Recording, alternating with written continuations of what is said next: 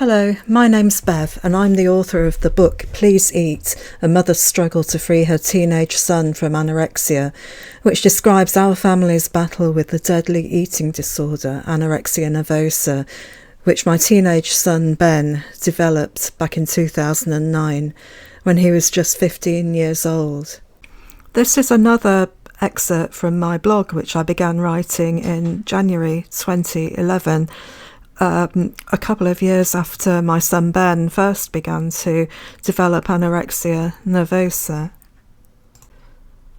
The problem we were having at this particular time was that although Ben had turned a corner attitude-wise back in October 2010, he found it punishingly difficult to put on weight. And part of the reason for this was that he was, as well as eating, he was exercising like mad because he was terrified that he would kind of balloon out, that the slightest extra 100 calories or whatever would turn him into an enormous fat monster. And it was a very difficult time because Ben's weight had by this time reached its lowest level. And this was particularly worrying because he'd been in treatment with CAMS for his eating disorder for nearly a year by this time.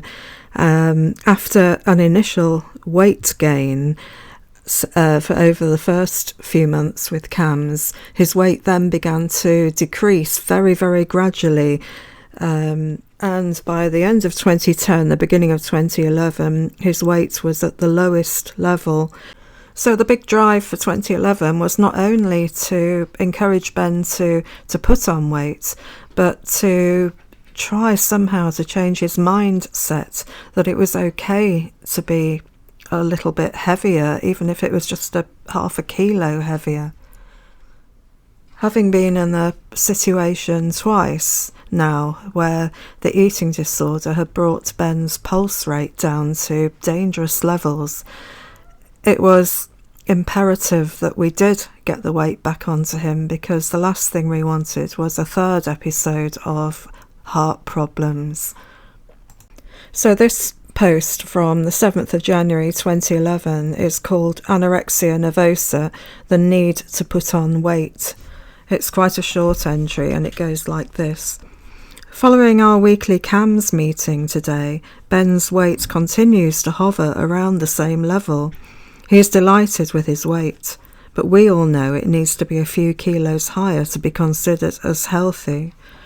Now that he has turned a corner as regards attitude and determination to recover, the next step will be the no doubt slow process of changing his mindset about what does and does not equal a healthy weight for his age and height, and for him to feel relaxed about steadily increasing his weight at the recommended half a kilo a week. It will happen, but it might not happen for a while.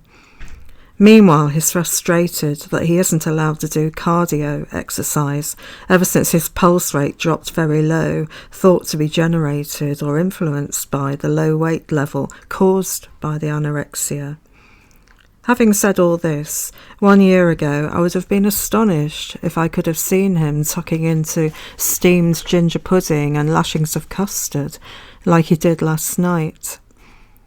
The fact his weight has maintained after all his challenges eating-wise this week has once again proved to him that eating normally is okay. Week upon week of proof seems to be one of the main motivators for Ben, enabling him to stick two fingers up, so to speak, at the anorexia voice, which tries to tell him the reverse.